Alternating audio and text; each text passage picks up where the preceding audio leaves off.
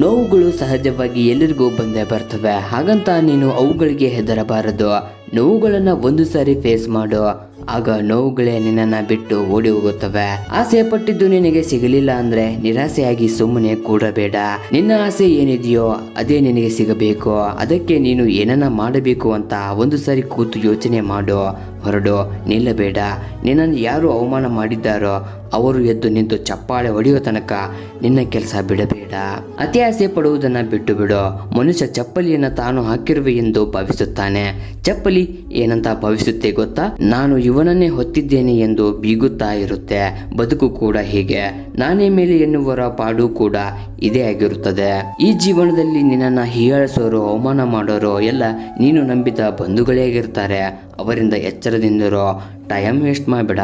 ನಿನ್ನನ್ನು ಅವಮಾನ ಮಾಡಿದವರೇ ಎದ್ದು ನಿಂತು ಚಪ್ಪಾಳೆ ಹೊಡೆಯೋ ರೀತಿ ನೀನು ಕೆಲಸ ಮಾಡಬೇಕು. ಹೊರಡು, ನಿನ್ನ ಗಮನ ನಿನ್ನ ಗುರಿ ಕಡೆ ಇರಲಿ.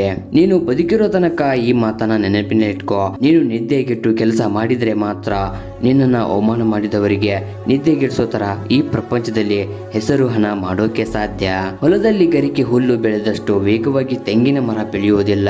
ಅದೇ ರೀತಿ ನೀನು ಕಡಿಮೆ ಸಮಯದಲ್ಲಿ ಗುರಿ ತಲುಪುತ್ತೀನಿ ಎಂದರೆ ಅದು ಸಾಧ್ಯವಿಲ್ಲ.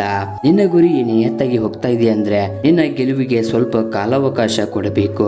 ನಂಬಿಕೆಯಾಗಲಿ, ಗೌರವ ಆಗಲಿ, ಪ್ರಾಣ ಆಗಲಿ ಒಂದು ಸಲ ಹೋದರೆ ಮತ್ತೆ ಎಂದೂ ತಿರುಗಿ ಬರುವುದಿಲ್ಲ. ಬದುಕುವುದು ಮುಖ್ಯ ಅಲ್ಲ, ನೀನು ನಿಯತ್ತಾಗಿ ಬದುಕೋದು ಮುಖ್ಯ.